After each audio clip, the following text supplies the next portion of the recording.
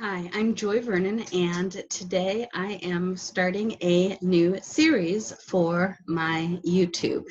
And I had this idea, actually Hal had it, and Hal's idea, and he's been actually suggested this long time ago, and I am finally coming around to doing it.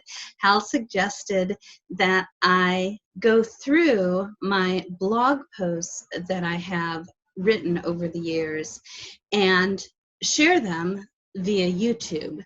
Not so much reading them, but more giving a commentary on the things that I have written, things that are old. So I've decided that that's a good thing to do. It's the anniversary of my blog is this month, August 25th. And I have just recently published the 300th post on my blog, Completely Joyous. So it seems like a really good time to do this retrospective. I think it'll be fun. I'm looking forward to it, revisiting all the things that I've written. I'm super curious to see if I feel the same way as I did, 11 years ago. And as we come forward through the posts, who knows where we end up, but what developments were there? How do I feel now about these things? I'm really curious to see this and to see it unfold. So let's go ahead and get started. I started my blog in August of 2009. I only published 3 posts that year, and so I think we're just going to start at the beginning and see where we go. So here is post 1 from my blog, Completely Joyous. It's called the 6 of Cups. 2 different questions, 2 different decks, 2 single card draws. 6 of Cups both times. My first memory of the 6 of Cups is from my Barbara Walker deck. First deck I ever got back in 1991. That card, Childhood, showed an imposing and ominous nun dominating a group of small children. Powerful card. Not personally how I see it, though, but I do like the reminiscence of the title Childhood. The traditional composition shows a gentle innocence. The friendship of this card is distinguished from the more romantic 2 of Cups and the lighthearted and playful 3 of Cups. There's a deep, memory-full offering of self in the image Pamela Coleman Smith drew. The esoteric title of the card is Pleasure, and its astrological attribution is Sun in Scorpio. Odd that earlier today I randomly drew an online card receiving the 3 of Wands, my birth card, Sun in Aries. A story develops. 2 characters. A simple sharing.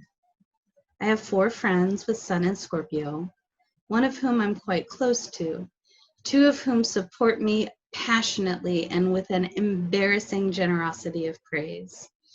3 of whom I feel an electric connection to, all of whom I want to get to know better. 2 children on a balcony. One leans over the edge, peering down to the street below. One looks up wondrously and tugs the jacket of her friend. Each has a story to share.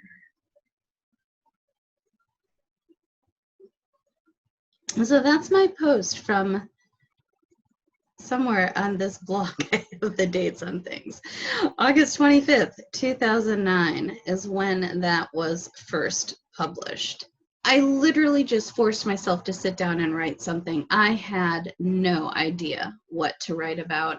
I'd had the blog set up for some time, I'm guessing maybe a month, and hadn't done anything with it. And I drew a card from the deck and wrote what I saw, and so I just used the card as a prompt, and this is what came up.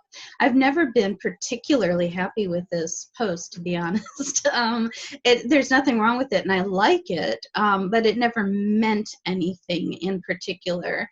And ironically, I mention 4 friends with Sun in Scorpio. Right now, today, I can't tell you who those 4 friends were 11 years ago. I do know in particular, I remember specifically 2 of them. Also, ironically, the only person that read my blog for at least 3 years was my mother. She has Sun in Scorpio, and it was not counting her. I didn't even think of her when I saw Sun in Scorpio. So I'm not even 100% sure who those people were, although I have some guesses. And now I have new Scorpios in my life, and so the wheel turns. I love the image from the Victorian Romantic with the one girl leaning over the rail looking down, and the other one looking up towards the sky. And I even started using that particular illustration for my tarot and astrology combination reading, because I think of tarot as looking down. It looks down into the details, and I think of astrology as looking up into the broad strokes. And so I've always loved that image. And what super struck me as I was reading it out loud just now is, like, here it is 11 years later, and I'm looking back towards what I originally did and forwards towards where I'm going with soon you will see revealed. I've got a new website that I've been working on really hard. That's going to come up pretty soon. And that'll give a new look to the blog. So possibly, I'm not sure my timing, but possibly by the time that I post this video, this background, this version of this blog will be superseded by something new. So yeah, looking back and looking forward, it's a good place to be. It's a really good place to be, because in 2009, I wasn't looking back at anything. I didn't have anything to look back at. Well, and yet I did. I always think of that 6 of Cups as memories. I'm looking back at when I first started reading tarot, 1991, my very first deck, the Barbara Walker Tarot. And luckily I had multiple decks and that one card image, which is a little extreme. I like the deck a lot, but that particular image is a little extreme. Luckily that didn't get too ingrained into my being, because I don't really see the card that way. So, but the idea from the very beginning of looking both ways, being able to see a card, know that there are other interpretations, know that I can move into something new if something's not working for me, if a deck's not working, and so on and so forth. A nice little trip down memory lane. I hope you enjoyed taking it with me, and I'll see where else this goes. Thanks a lot. Bye.